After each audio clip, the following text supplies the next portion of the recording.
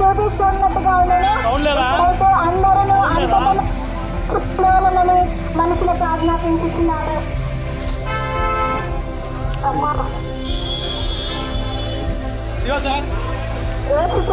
నేనే మార్గమును సత్యమును జీవమును నా ద్వారా